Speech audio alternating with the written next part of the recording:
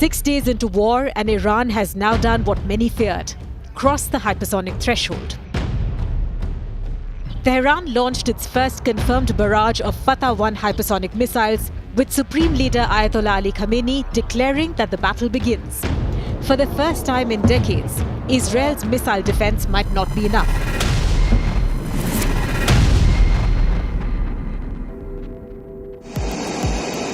The Fatah-1 is fast and brutal. A solid-fuel, precision-guided missile with a range of 1,400 kilometers. It hits Mach 13 to 15 in its terminal phase, nearly 18,000 kilometers per hour. Unlike traditional ballistic missiles, it doesn't fall back to Earth.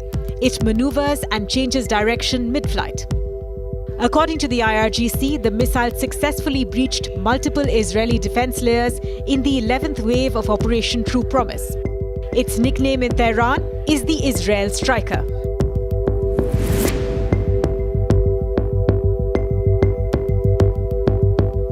Israel's Iron Dome, David's Sling, Arrow 2 and Arrow 3 form one of the world's most advanced multi-tiered air defense networks.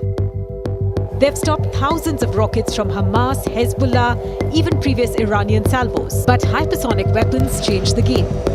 Hypersonic missiles don't follow predictable arcs.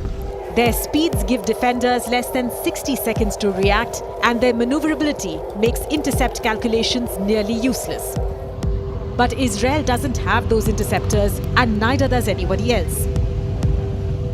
The Fatah-1 wasn't a prototype, but it is operational. According to Iranian officials, dozens of Fatah missiles were already deployed during the October 2024 barrage, and many more are ready. This time, they've reportedly hit central Israel, Haifa, Tel Aviv, igniting fires in civilian zones and damaging critical infrastructure. All of this while, Israeli systems scramble to respond.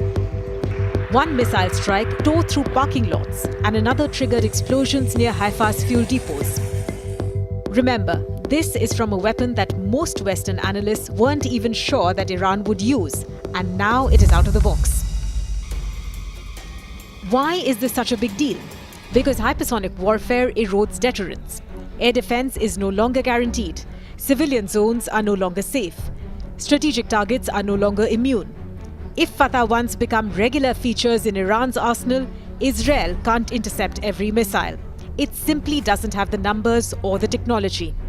This means higher casualties, more destruction, and a forced reconsideration of what air superiority really is.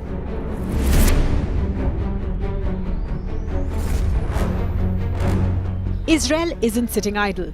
Mossad has sabotaged Iranian radar. Israeli jets have bombed missile factories in Karaj and struck centrifuge facilities near Tehran. The IDF says it's eliminated a third of Iran's missile launchers. But launchers are mobile. Iran is massive, and the strikes have only slowed but not stopped the barrages. Even as Israeli jets fly over Tehran, Iran continues to launch what is the true power of hypersonic deterrence.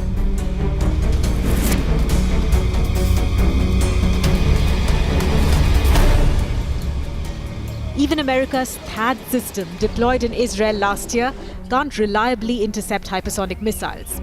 Neither can the Aegis destroyers patrolling the Mediterranean.